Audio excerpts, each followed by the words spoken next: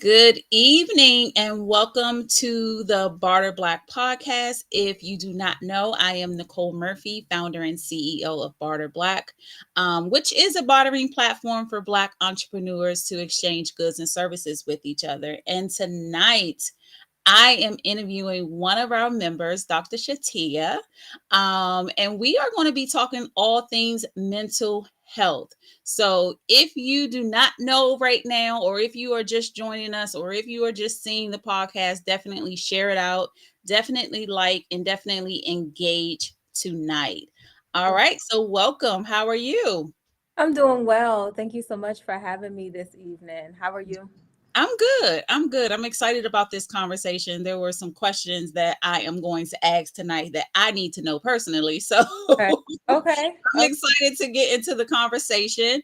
Um, Mhm. so before we get started, for those who do not know you and are just seeing you for the first time or just meeting you, especially virtually for the first time, can you share a quick version of who you are and the work that you do through I and Me?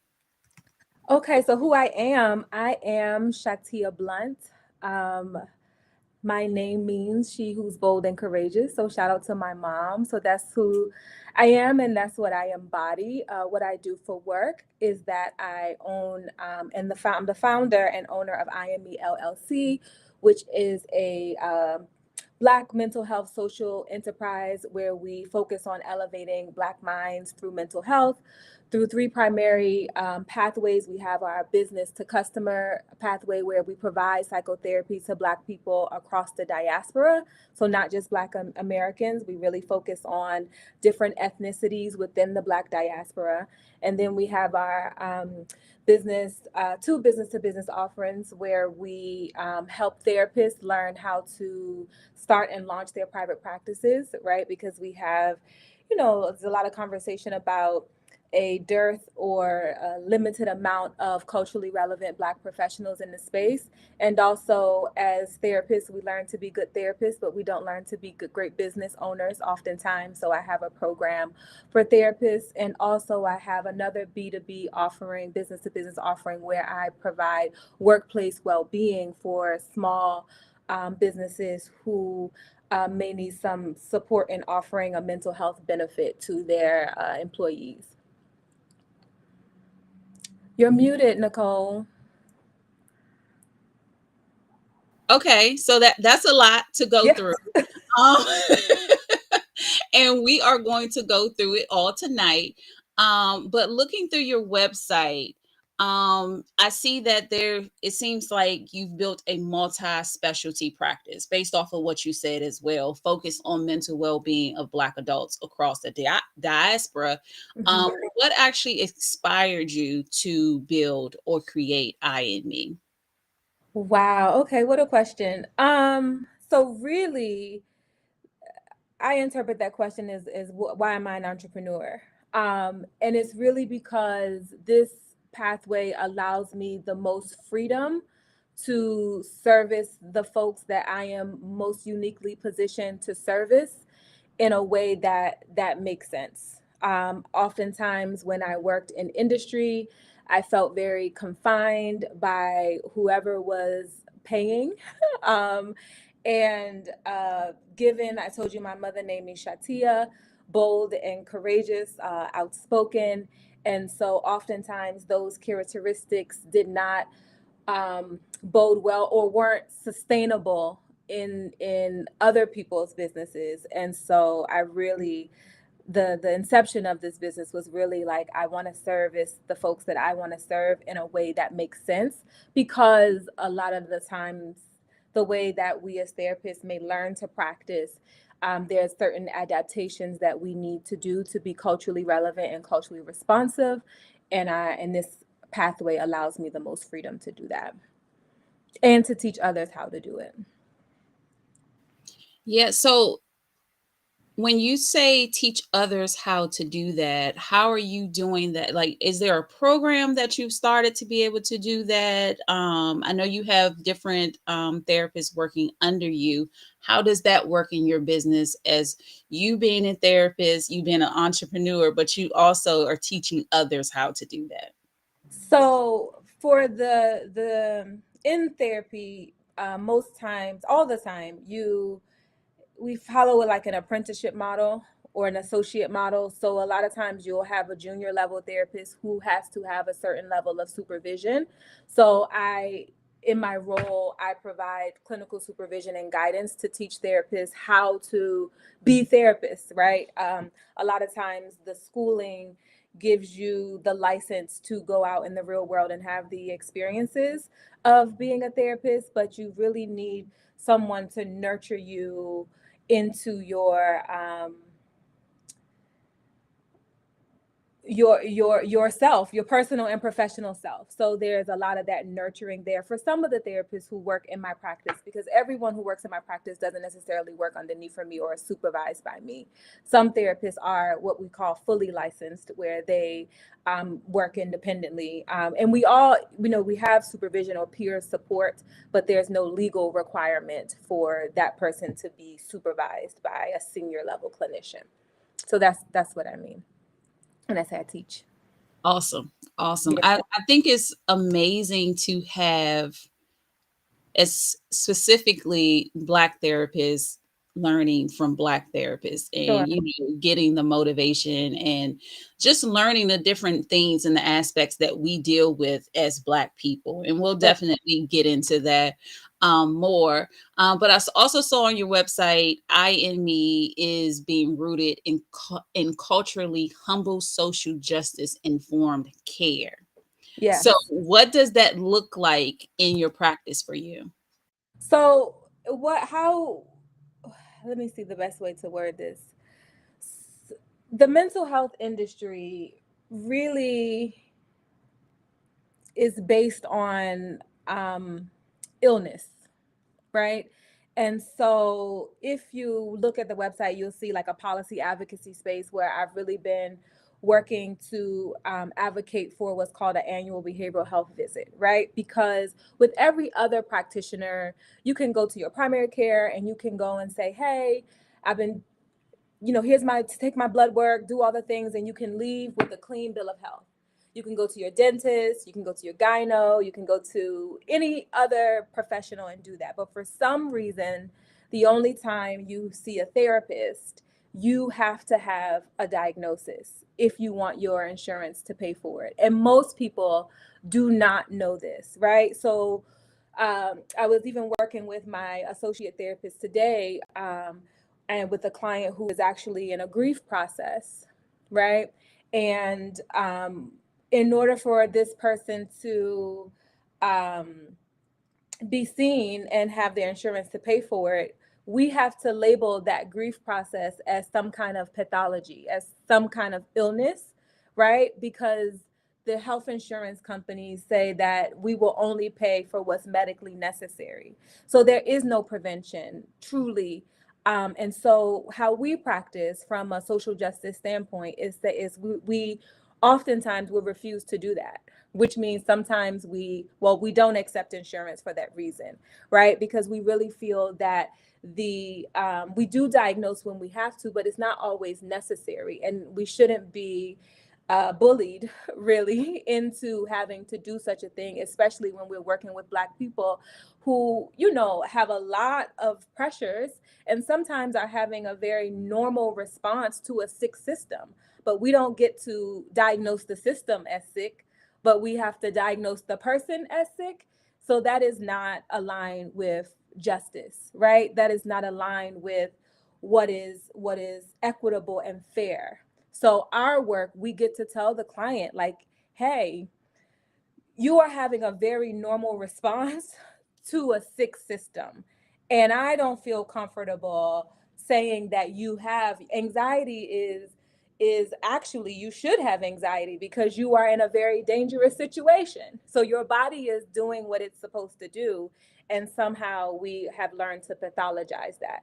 And so my practice, we don't necessarily lean there, and that is how we bring in macro or social justice concepts into the individual encounters with people. And we educate them about what the requirements are, especially because we're operating in the DMV.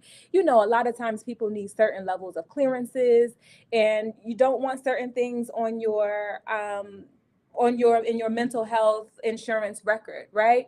And not saying that we won't call a thing if a thing is a thing, but we, as I told you earlier, I didn't work well in systems that forced me to do certain things that were unethical, and so I decided not to do that in our practice. And sometimes it has its drawbacks because clients may not understand, but this is where the education piece comes in to help people to understand this strong position that we're taking and why. And it also allows the therapeutic relationship to be between the therapist and the person without this third party telling us what we need to do and how we need to do it. Wow, that was powerful. That was, I'm one thing you said in the beginning was the annual mental health check. I think that's what you called it. Yes, annual behavioral health visit. Yeah, I never even thought of anything like that. Would you say that that is at least the bare minimum that we should be doing? I think so. So there, the opposition, right? Because this has been 3 years in the making, where working with Senator Augustine and public policy partners, and going to Annapolis and testifying of sorts. Uh, the opposition is saying that this already happens, but what we know as clinicians is that you'll get when you annually you get from either your insurance company or your doctor this checklist in the last 7 days that you did a lot of us may not even tell the truth on those things. We're like, just check, let me do what I came here to do, and so that's what's called collaborative care. And so if you score a certain level on that screening, then your primary care will refer you to a behavioral health professional. But there are over 300 different types of diagnoses. Those screenings only check for two, right? And so a lot of times there's misdiagnosis or a misdiagnosis if we are having to diagnose, and there's not enough of a relationship there for the person to even think about telling you the truth. Or those checklists can't see body language, they can't see changes in temperament and hear changes in tone, those things that we really do in therapy when we are attuning, to the person that is in front of us, or even on our screen, it works. So yes, I would say that it's the bare minimum, because it's the bare minimum for every other discipline. Why not have it be the bare minimum for us? And then we have this conversation about stigma. So imagine a world where from childhood you get this annual behavioral health screening, this annual mental health check. So by the time you're an adult or a teenager and you're experiencing something, this idea of mental health is not anything new to you. The taboo is gone. It's just like going to your dentist or your doctor, right? And so I will advocate for it. Again, other states have done it. Maryland has just been lagging, but I did actually read something from a work group on this, and they are finding ways to try to get this implemented in our state, but it just hasn't passed us yet. Awesome. Good information already. So I was looking at your core values. So we have resilience, we have lived experience, and therapy as self-love and advocacy. Yes. Which one feels the most urgent for your community right now, for our community right now?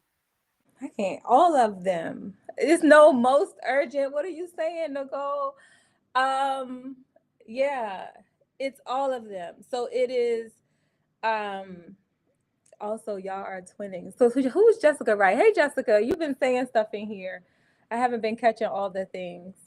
Um, so resilience is, clearly resilience without ignoring pain, right? So a lot of times Black people are lauded for our capacity to bounce back, right? And we also perpetuate that idea with ourselves, with this strong Black woman, strong Black man, strong Black person, right? To such a degree, we have really perverted the idea of strength, right? Where we are so strong, we are hard, which makes us a bunch of scar tissue, I guess, for lack of a better way to put it. So this idea of resilience without ignoring pain, it does acknowledge that we do have this bounce back, but it also says, the social justice piece said, hey, if you stop giving us things to be resilient against, then maybe we can thrive differently as well, you know? So it is this, that we have to see both sides of the coin. We can't just keep saying you strong and strong and strong, and everyone else is advancing in all these other areas, and we're just, you know, strong and heavy and held back. And I want to say specifically, so my clientele are, you know, middle to upper class Black folk. A lot of times in the space of Black mental health, when it's talked about from the public health standpoint, the focus is on the most economically disadvantaged communities within Black communities across the diaspora. So there's a lot of resources for that community, right? But there's this missing middle. There's this middle class of folks that are new generation of wealth owners that, you know, that are perceived to have it all, right? You have a business, you have a good job, you have this, you have that, and you are silently suffering because you don't look like something is wrong with you, or you are the one that folks lean on for their support. So they don't have an internal structure that can even imagine that you need help, because if you're not strong, then what are they going to do, right? And so that continues to push a lot of the clients that we serve into this narrative of, like, they can't relax, they have to hold the world together. And so this is why we offer our therapy offering is therapy for the strong friend. This is where you come and lay your burdens down in a place where you can be emotionally naked and not judged, or not, or the parts of you that really represents the most damage, that other people see as your strength, are not reinforced in the therapy session, where you can really see yourself and operate from a full cup, right? So that's the resilience piece. And then the lived experience piece is also is equally important, because, you know, there's a lot of information that comes from the ivory tower, right? From academia, in terms of what is evidence, or what is evidence based, or what, you know, what we should be doing. I spoke to this earlier about how a lot of interventions need to be adapted to be effective in our community. Certain things we can't, you know, would be offensive for us to even think, you know, like cut your whole family off. Like Black people, we're not doing, that's a very Western ideology, you know, and it's not necessarily how we operate, because we are collectivistic and communal culture. And so and with therapy, oftentimes it can have a top-down approach where the therapist is the expert. But in our work, we are both experts. I tell clients all the time, and I train my therapists, you've been around you your whole life. I just met you, but I also have a lot of information and schooling, and we're going to put this thing together. We're going to take you, we're going to take me, and then we're going to figure out how to support you in the way that you need support. So your lived experiences are also important. I'm not going to circumvent that with some theory that is not making sense for what it is that you're telling me. If you have your own theory, we're gonna have to work from that framework, and you're allowed to do so. Yes. And then the last one is therapy as self-love. Really paying attention to the fact that a lot of our infrastructure for love in our community is sacrificial, right? Sacrificial love. And how can we see caring for ourselves as a more sustainable type of love for others, right? And so those are our values, and we really work from that base along with some others, but those core values really sustain us in this work.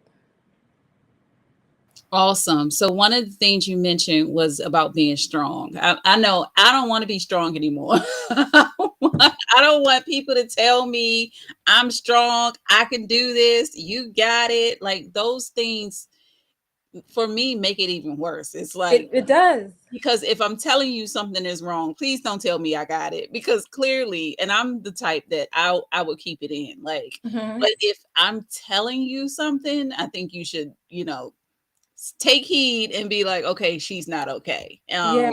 So how do we get out of telling people they are strong, even though they are, and also it'll be okay for people So that, you know, at its core, it's dismissive, right? Somebody is telling you something is happening, and they're like, they they can't, they don't, they depend on you, so they feel destabilized by the idea of you being unstable, right?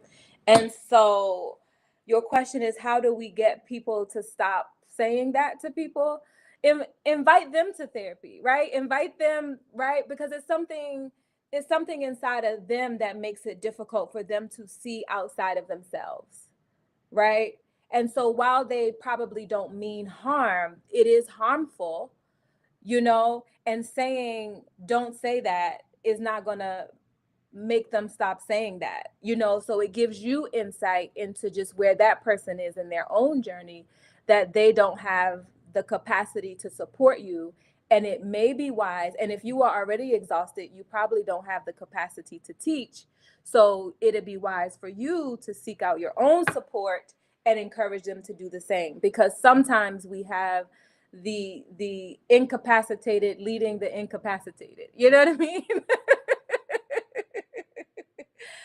And we have folks out here like me and my staff and other therapists that are uniquely positioned and very happy to support folks in understanding even why they say, oh, you're going to be okay, and understanding how that's harmful to the people around them. awesome. I appreciate that. So when we think of entrepreneurs, the entrepreneur is the business. Why do you think entrepreneurs neglect mental health so often? Why do I think entrepreneurs neglect their mental health so often? I really think it is because of how capitalism is set up, right? I really think that once we become entrepreneurs, we enmesh with our businesses, meaning we become one with our businesses, and we don't have clear separation between ourselves and our businesses. And because there's always something to do, and there's this push toward productivity because somehow we're expected to be machines, and your ability to machine is associated with your level of success or grit or hustle or know-how, and those are the things that are supposed to move us forward. It really detracts from the actual time. The truth of the matter is that the sparks of insight come when you rest, when you but we have been taught and lauded and encouraged to be machines. So I really think it is the negative underbelly of grind culture, and also like scarcity, mindset, and this hustle culture in this capitalistic society where we are not real, we don't understand the amazingness that comes from rest and alignment. And I retract that. It's not that we don't understand, we don't know how to do it, right? Because we feel nervous when we're doing it, or it's called lazy, or we haven't, we understand it, but we haven't internalized it, right? So it's one of those things like, I know what to do, but for some reason you aren't doing it. And we call that, a lot of times, that's a dissonance that, therapists and other support people can help you understand. Why is there this difference between what you know to do and what you're doing, right? And that's very scary. So let me be honest, engaging in mental health can be very scary, right? Because you know that you can function differently, but you also don't have a framework for that. And sometimes, what you don't know is the comfort of discomfort that you've become accustomed to. um and so, but there's different styles of interventions that can support with that in a very, gentle way when needed, or to push you when you can tolerate it. Yeah, so you touched on rest. And it does definitely spark different ideas and things that you probably should be doing in business, or but how does someone stop? Like, would you say this is what you, or you just stop? How would you guide them into doing that in a safe space, um or where they feel comfortable enough? Because I agree with you. When you look at Black entrepreneurship, there is a struggle to stop because there's so much to do. So Hmm. how do you just stop to get that rest and be comfortable enough to come back to your business when you are rested? Yeah, so the challenge here is it's a mismanagement, not a mismanagement. It is there's some expectation management. This expectation to be comfortable is the challenge, right? You're doing something new, so it will come with a level of discomfort until the new thing becomes the pattern, right? And so a lot of times we don't do certain things because we don't have a tolerance. We haven't developed a tolerance to manage the discomfort of the new thing.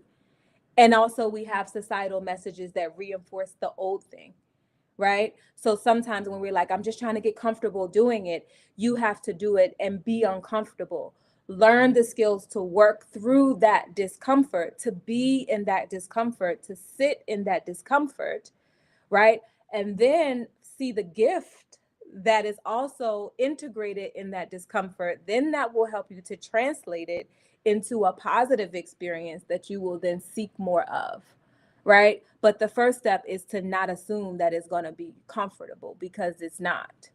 And so in the therapy space, then it will be the therapist will help you around expectation management and distress tolerance. How do you tolerate the distress you feel and all the messages that are going to flood your mind about what you should be doing, and how do you refocus on this new skill until it becomes your status quo? Does that make sense? That makes a lot of sense. And I always say we have to get comfortable with the uncomfortable because that's where you grow and learn as well. So let's shift to the headlines of the government shutdown, the talks about healthcare costs and all of those things. As a therapist, how is the political uncertainty of what's going on in this world showing up in the therapy room, and are you seeing a direct link between employee stress that people are dealing with now? Yes, it is. People are saying these unprecedented times. That's the word. I don't even know if those words capture what is happening, right? I could say from the top of the year, there has been many of my clients and our clients at IME that have lost their jobs, that have been victims of the government shutdowns, that have had to insurance companies denying many of their claims for medical care, mental health care. It has been wild, right? And in terms of the mental health presentations, what employers may not know is that, if you do have a person that is showing up to work and coming to work, you have no idea that the night before they may have been on with their therapist contemplating whether or not they want to live the next day. And I know that that sounds, grueling, but it is very much a reality for what we're coping with, you know. And so this is where we also, a smiling face is not a smiling heart, so of course many of the folks are resilient and finding a way.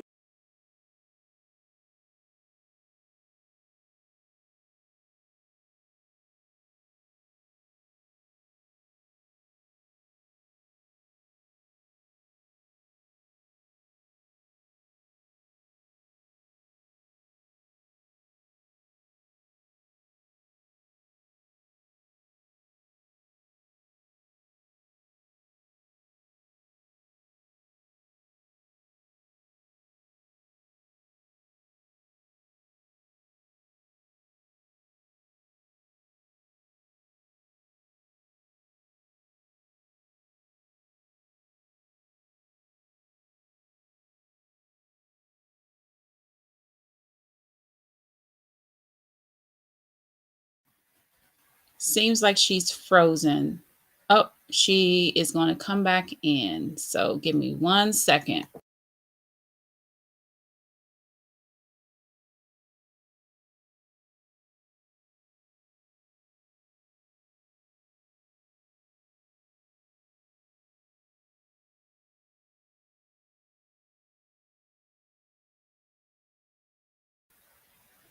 So I am just going to quickly say while she is coming back that Dr. Shatiea is the strategic wellness consultant for the Barter Black platform. So if you are a member of Barter Black, or if you are thinking about being a member of Barter Black, um, you can join the Wellness Mirror once a month. She hosts this session once a month for entrepreneurs. So if you are an entrepreneur, it is very important for you to focus on your mental health. And we want to make sure as a community that the entrepreneurs within our community are focused on that mental health. Does anybody have any questions for me right now before she comes back? Or you can put in the chat any questions you may have for her when she comes back online.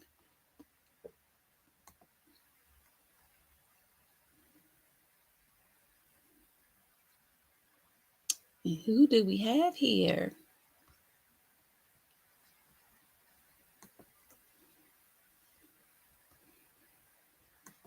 And definitely make sure that you go to her website, inme.com, to get more information. Later on in this interview, we are going to talk about how you can write off your mental health sessions with her practice as a business expense. So I definitely want to get into that. So definitely stay with us. Okay, here she is right here. That was crazy. That's okay. I think it's raining here, right? Yeah, but I Yeah. just lost power, like Yeah. everything. Did you didn't lose or just everything? No, no, no. I tried to keep it going. Oh, So, thank you. I was like, let me try to log in on my phone, but everything is yeah, fine. no worries.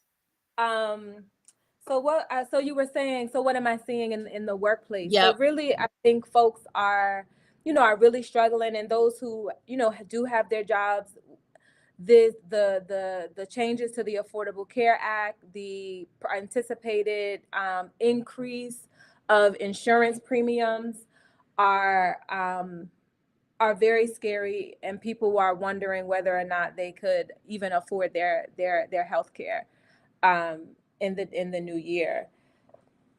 So it's been a very, very trying times. And to that, being an innovator and really thinking about how I could, what can I do to support? I have started, this is the new business offering is our workplace well-being program, where we are for small employers. I don't know if you know this, but anybody between 1 and 49 employees don't have to, by law, they don't have to offer health insurance at all. And so oftentimes, the folks who work in those smaller companies have to buy from the marketplace, or find other ways to access their insurance. And although there are a lot of parity requirements, many insurance providers still don't offer mental health benefits. I don't know if you knew that. So what I am doing is offering a wellness program to employers where they can purchase blocks of time from IME, where their staff will be able to walk in, like a virtual walk in on demand service, and be able to get mental health support during that block of time that the organization has purchased from IME. So it's as a wellness package for their, or wellness benefit for their employees. And then also there's an offering for solopreneurs as well, to offer a similar package for solopreneurs who are not working in a larger or medium organization. Yeah, so that's actually where I was going next. Um, for the Well-Being Works Employer Program, how is that different from the traditional corporate wellness programs? So it's different because of who we are. right? Oftentimes you may have the corporate wellness programs that are like, they may purchase a EAP, but EAP is not employee assistance programs. They're not equipped, honestly, to address complex issues. They are more surface level, 2 sessions, 3 sessions. You get a limited number of sessions, and then, you know, it's it's not anything in depth. So what we do, we have a single session model, so you can come once or you can come for the length of time that the employer has the offering. And we have a sense of the community that you're in. We have a sense of we are in the same communities, and so you get that culturally relevant and contextualized support.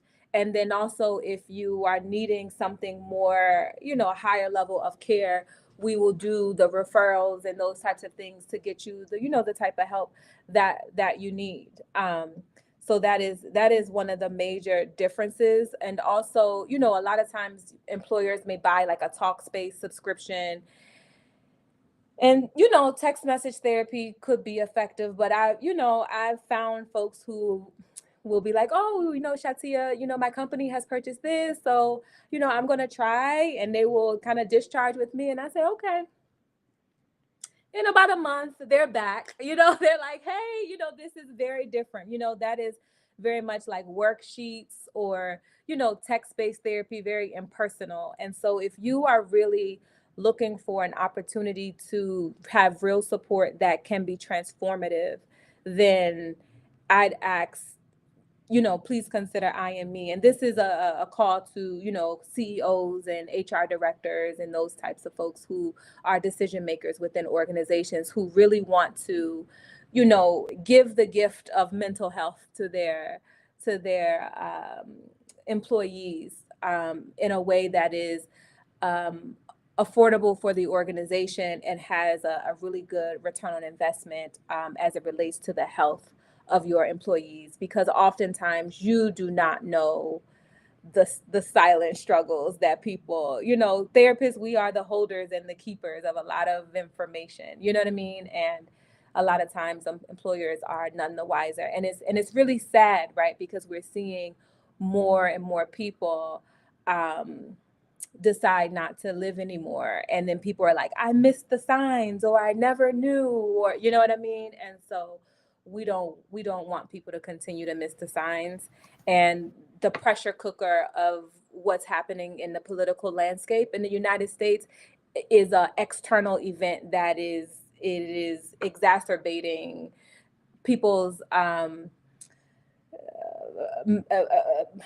not even exacerbating, because you may not have a mental health concern, but it's creating mental health concerns, or exacerbating those that do exist, because you're playing with people's livelihoods are hanging in the balance, and that is a very uncertain and scary place to be for folk. Yeah, I think part of what you're doing is shifting the narrative around therapy. Um, in this conversation, can you break down, because you spoke about entrepreneurs being able to get mental health wellness as well. So can you break down what it really means to treat therapy as a 100% tax deductible business expense? That's what I Yes, want to talk about. yes, yes, yes, yes, yes. So I think, so as you know, when larger employers purchase insurance packages or wellness programs or EAP programs, those are write-offs for their business expenses for the business. So with solopreneurs or very small businesses, it can be tax deductible when your business purchases from IME as a wellness program or founder support, or you are your staff person, if you will. And so you can write it off as a business expense. And for solopreneurs, we also have an extra added service where they do also get instant message and chat support, similar to what you'll see in Talkspace. And so there's this extra piece of kind of wraparound services where your clinician will respond to you at least once a day. Monday through Friday during business hours, where you can, have that safety net. Um, yeah. So that's how it is. It's a business expense when your business purchases it for the benefit of its founder or its employees. And so to think of it that way, you really now have to see yourself as separate from the business, which is important. And then you can understand how, your how to navigate your businesses. But please check with your accountants and your, or your folk, but you know. Yes, do that. But I was also going to ask, so how does it work? Is it a package of hours or is it one session at a time? So you get 4 sessions a month plus the chat feature. Yes. And you can pay, we do like customized quotes, right? So you can go on the website and go under corporate wellness and book a call with me, a 15-minute or 30-minute call with me. And I'll talk you through it and, and give you the details in the customized package and tell you, all of the benefits of the program, and then also assess to see if it's a good fit for you, because I'll want to know a little bit about what type of support is needed so that we can make sure that the therapist that's assigned to you fits for what it is that you need, because that's something that people don't think about often. We focus on it a lot at IME. It's about fit. Therapy is a relationship, right? It's a different type of relationship. We're not your friends, right? But it can be friendly, but you want to make sure that the therapist is someone that you trust to be able to do their job and that, aligns with you. Sometimes I laugh a lot in my sessions, like, you want if you want personality. Some therapists practice from a standpoint where they don't give a lot of themselves in that way. Traditionally, that doesn't work for Black folk. But if you are someone who wants that, then you want to make sure that the therapist can operate from that type of standpoint as well. So you have the consultation to also assess for fit before you pay anything, right? Because we don't feel that we need to pay you need to pay to figure out if we're a good fit, because for therapists as well, and young therapists have a hard time with this when I'm training them, is we're trained that we can help everybody, and it doesn't make any sense because we cannot. You are uniquely positioned to help a particular type of a person, and it's just like any other business has a niche, right? So do you. And so sometimes that's really hard depending on what school of um, thought you come from in terms of your therapy work. Awesome. So thinking of that, are there any or what is the big misconception, or are there any when it comes to business owners having that conversation about making mental health a legitimate part of their business strategy? Because like you said, we are the founder. I am the founder of Barter Black, and most of who I am is is Barter Black, and I am trying to draw the line Mm-hmm. from the founder and from Nicole. Mm-hmm. So, what would you say to any entrepreneur who's like, I don't know, or have you heard of any, feedback as far as if they can really, is this something that they really can do, or how do they go about that process? So yes, it's something they can really do. And I struggle with this question. You'll learn. This is why I'm a therapist and not a public speaker, right? Because everything is nuanced. So I struggle with giving like blanket, like this is what you do, because we may have the same externalized behavior, but what is driving the behavior can be very different, right? And if we are going to assess the root cause, then that is something that can only be done with the individual, right? So we can say generally, yes, founders, take care of your mental health. Rest is important, reflection is important. You want to be healthy so that you can do healthy things, right? Like that is the generalist piece of it. But the how really is predicated upon the why, and the why could be very different. It can come from some kind of childhood trauma where you had a very much a type A parent who scolded you for every time you looked like you were, resting, and then you were having panic attacks, and then they told you you were um lazy, you know what I mean? Or it could be something for someone else where it's like, everything was given to me and I expect this to be easy, and then when it's not easy, I give up because I'm really afraid to fail. It just really depends on what the root cause is. So I struggle honestly with blanket, like, this is what you need to do, 5 steps, because people are so deeply nuanced. I told you that we focus on Black people across the diaspora. So even culture matters, where you grew up matters, where your parents are from matters. All of those things really matter when you are developing a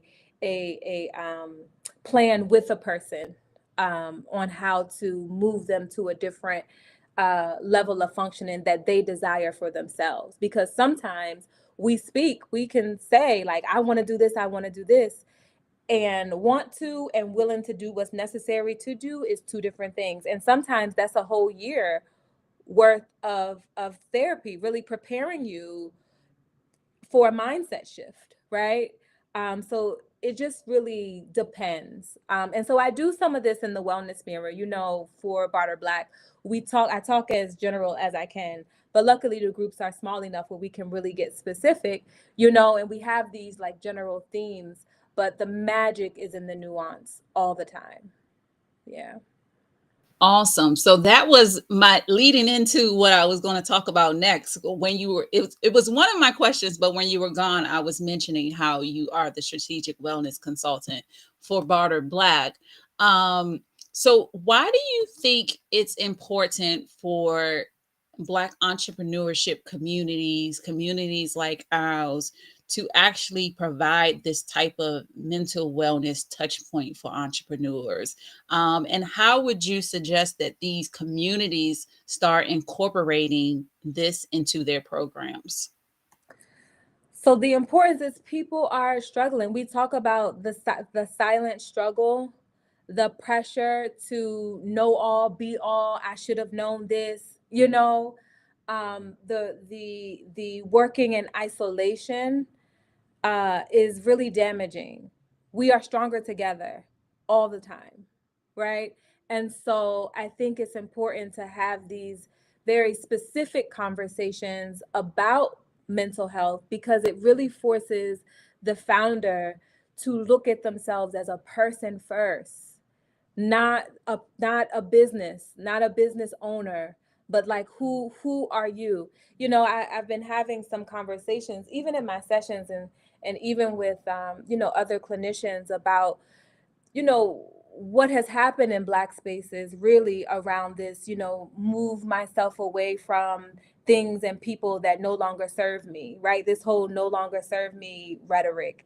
And it has really moved us into a place where we don't know how to relationship anymore. We don't know how to be in relationship with each other. The minor inconvenience or conflict, we this thing no longer serves us, and then we no longer serve ourselves into isolation and depression and loneliness. We talk about the loneliness epidemic, right?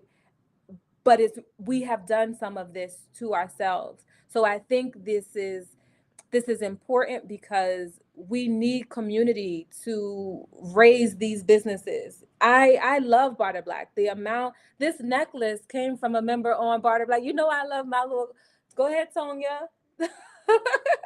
you know, um, so and I will share a story about that. So even in that community, I saw that she did something and I wanted a customized piece that she never did before. So this community has also helped her to see, oh, this is something else that I could do, helping her to realize a greater version of her potential, right? The sparks of insight that comes from it when we are not really specifically focused on our business, but we are focused on nurturing ourselves, which our business growth is a natural byproduct of that.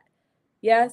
And so the second part of your question was what? How do we encourage others to? Yeah, so what when we think about organizations that focus on Black entrepreneurship, what would you say that they should do as far as Black mental health? Because I would say this, I've been in so many accelerator programs and so many communities.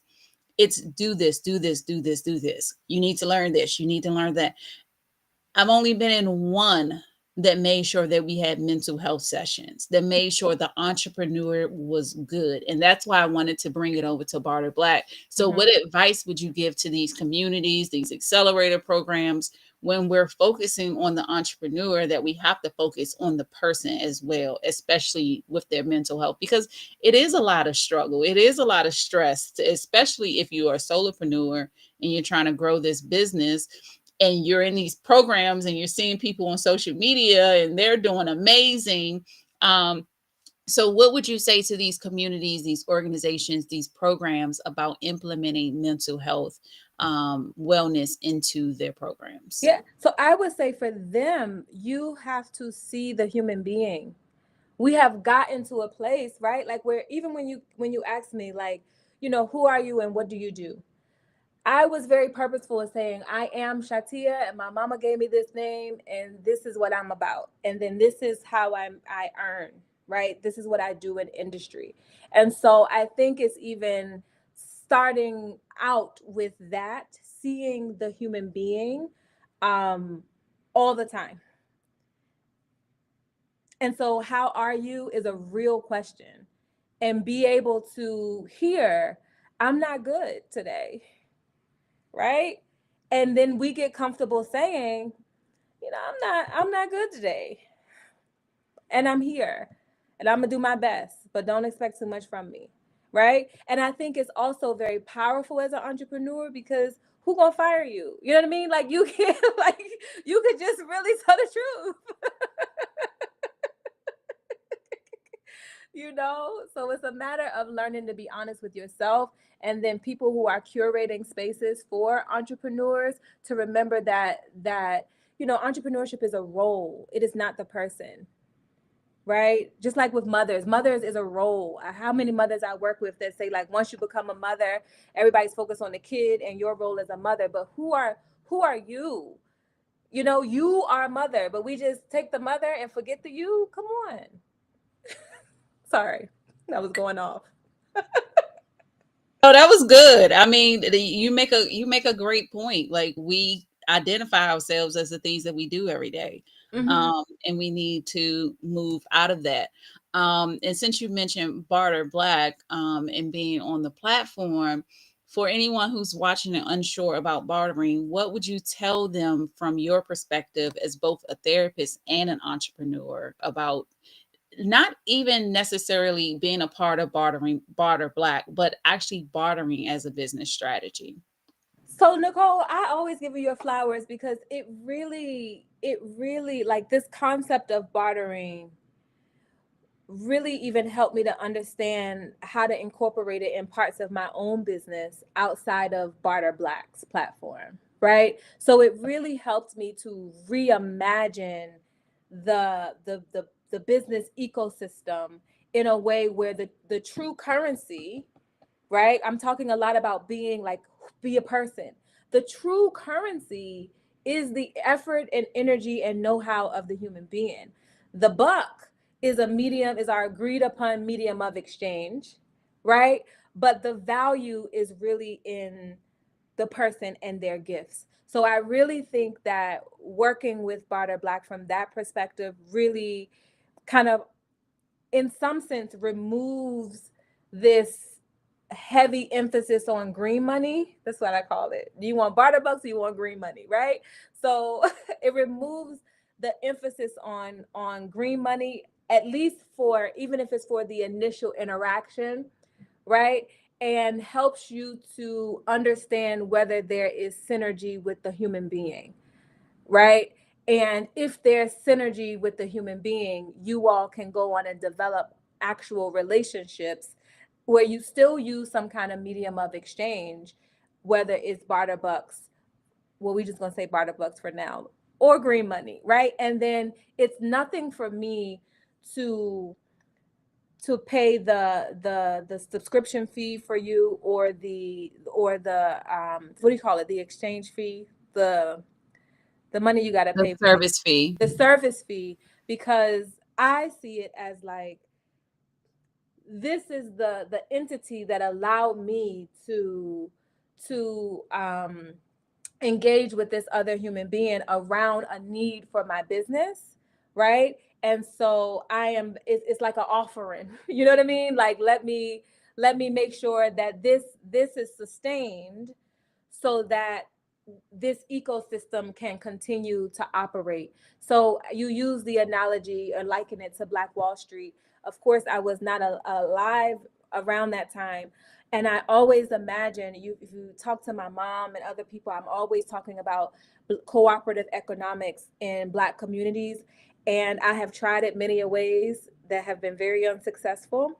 And I could say that this experience with Barter Black is the first time I've seen it done in a way that is successful and sustainable, where there's no taking advantage of the other. Because we do, there's this emphasis too in a therapy world, somebody that looks like me, I want a Black person to do this, but we also have to acknowledge that the deep pain that we've also caused to each other, and how we have to reimagine how to engage with each other in safer ways. You know what I mean? And I see Barter Black as a mover and a shaker in that space, and I am ever so grateful for that. I really appreciate that. I always get shy when people talk, but I'm very thankful to you and to every member who has, signed up and joined and actually bartered on the platform. Like, because this means so much to me, because we are in a space that is not the norm. We are building a community that people don't necessarily see. So with that, with anyone who is watching or will watch, and if there is anyone carrying an emotional load of entrepreneurship right now, what's one thing that they can do today to protect their mental health? There you go with this general advice. All right. So, one thing that folks can do to protect their mental health is to find community, right? Figure out if you are trying to draw from an empty cup, whether it's your own cup or somebody else's, and find the living waters, right? Like, find, so that could be a therapy or a spiritual advisor, a family member, but make sure you're not burdening that person, right? Find a replenishable well to support yourself, because we have, independence, which has moved to hyper independence, and then we move to kind of isolation, which is distancing, but really it's interdependence, right? So whatever that living well is for you, um, I would suggest therapy, just because it is a relationship where it's designed just for you. You're not gonna sign up and I'm gonna tell you all my problems, right? So I would say that I think that that's a really good space. Also, if on Barter Black, I have a mental health coaching offering. So if you wanted something a little more specific, you could join Barter Black, and then uh, I think my I think my coaching offering covers the entry level bucks. How much is the entry level bucks? Don't they get entry level bucks? It's either 250 or 500. Yeah, I think my thing is 200, 175 or 200. So you can join Barter Black, and then we can really talk through some strategy, and whether you continue with my practice, or someone in my practice, or I support you in finding someone in your city or state, wherever you are. That could also be a good first step. You know. So before my last question, you just mentioned something.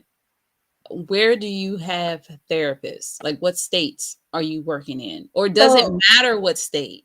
yes. Okay, okay. So So yes, what states? therapy is different than coaching. We offer coaching. It's not hugely advertised, but we do offer it. But for therapy, we practice telehealth, and telehealth laws say that therapy happens wherever the client is. Okay, so I can be on a beach in Grenada, and you can be here in Maryland, and technically the session is happening in Maryland, according to telehealth. Yes. So I have clinicians licensed in DC, Maryland, Virginia, Pennsylvania, Florida, and North Carolina currently. Small team, but we're mighty. Oh, Yeah. yes, absolutely. And we have many of my therapists have openings. So I do not have any openings right now, but I do have offerings on Barter Black. So if you want me specifically, you have to come through Barter Black. If you want the business offering, if you are a entrepreneur, solopreneur or entrepreneur CEO, we'll have a consultation to see what the needs are. But if if you're in any of those states and you want to check out my team, www.ime.com is on the screen here. Go to Therapy for the Strong Friend, and you can see the therapists and their bios. And all therapists have specialties. We have a specific grief counselor who specializes in grief loss, change, and trauma. We have a queer therapist who focuses on Black queer mental health. We have another therapist that focuses on life transitions, women's issues, veterans issues. My bag is culture, right? African, West Indian, and Black American clients. I like, working generally, but in those spaces. So, come see us. We're happy to have you. I love it. So, lastly, how can people work with you? You kind of said it, ime.com, Mm-hmm. connect with you, any social medias, and then also any last thoughts. So, I'm not the big social media girly. So if you connect with me there, it's best to go on the website and complete a contact form, right? And put what you want in the contact form. That's the quickest way to get in contact with me. If you want to see any of the therapists, you can go right on the website and book free consultations with them. Um, and if you can hit me up on social media, but it may be a week or so before a response happens for social media. But email and the contact form on the website is very quick. And any last words? I don't know. Let's say I hope that you all have taken something from this today. We spoke policy, we spoke mental health policy, we spoke preparation of therapists, we spoke, all different types of facets of mental health, and just remembering that all these things impact mental health. Mental health is not different from physical health; it is all health. Mental health is also not mental illness. Sometimes we conflate those two terms. So just because you are attending to your mental health does not mean that you have a mental illness. And mental illnesses are preventable, just like any other disease and or disorder. Not just like there's some that are not preventable, but a lot of the mental health issues that people face are preventable. So focus on prevention. I'll leave it with that. Okay, so thank you so much for being here today. I enjoyed the conversation. I definitely learned a lot. Likewise. Even though we talk weekly, I still learned more. But definitely reach out, ime.com. Again, this is the Barter Black Podcast, where we feature our members. We want to show up and show you our members, make sure that they have the visibility that they deserve, and they show up as the authority that they are, the bosses that they are. We do this podcast the first and third Tuesday of every month. So join, because I'm sure you're going to find entrepreneurs and business owners that you need to work with. And this is the best way to get that introduction to them. So definitely join us again in 2 weeks, where she will be I'll the be the host. host. um and we're going to keep it moving. So thank you so much for joining us. Thank you so much for being on the Thank you podcast. for having me. And thanks for being here tonight. Yes, and sorry about the power outage situation. Oh, I'm glad we got back on track. look, it happens.